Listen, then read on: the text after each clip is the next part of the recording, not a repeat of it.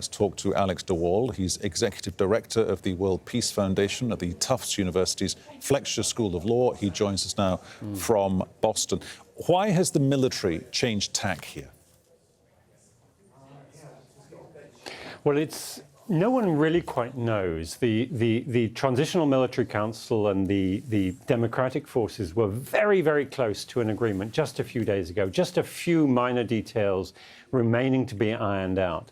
And the assumption among most observers was that they would suspend for the Eid holiday and then they would resume, because the African Union had put in place a deadline of the 30th of June for a handover to civilian rule. And that looked like it was more or less on track. So exactly why the Rapid Support Forces, commanded by General Hemeti, went on the rampage in this reckless and brutal manner is something of a mystery. Is it because he himself wanted to seize power? Is it because his sponsors, his financiers in Saudi Arabia and the United Arab Emirates were so hostile to democracy they would rather have had a massacre than a smooth transition? At the moment, it's anybody's guess. There had been the beginnings of agreement, broad agreement granted, lacking specifics. Is that now completely off the table? Well, the military junta, which is remarkable not only for its brutality but for its incompetence, keeps backtracking and reversing its position. But for sure, it's inconceivable that the democratic forces, the Alliance for Freedom and Change, will come back to the negotiating table in the aftermath of not only the killing of more than 100 peaceful protesters, an exemplary peaceful protest and an uprising that really manifested the hopes and visions of the great majority of Sudanese, but also a massive clampdown, many arrests, including, as you mentioned earlier, one of the veteran opposition leaders, Yasser Arman.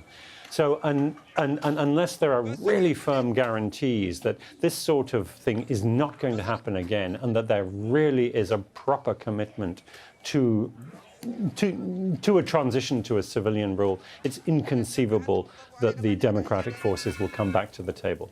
Do you get the sense that the military is in a little bit of a rush here to stamp its footprint unequivocally on the country before the international reaction gets stronger than it's been just over the past 24 hours?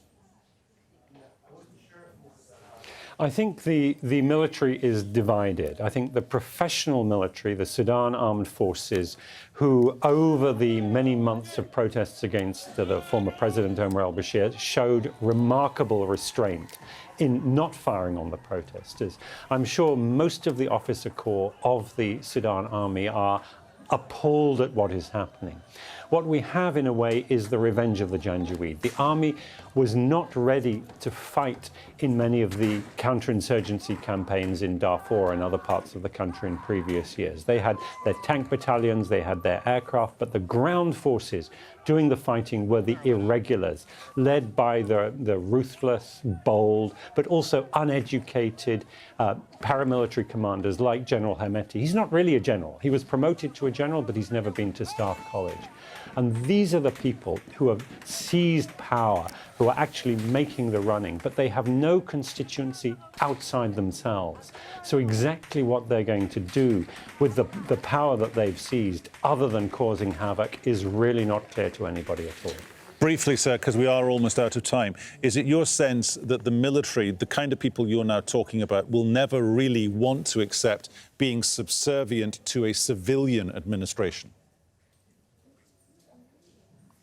I think once they have shed blood in this manner, they have backed themselves into a corner. They have crossed a Rubicon. So any compromise will involve demands for accountability, demands for justice, and that's something that is going to be very unpalatable to the men who are managing this crackdown at the moment.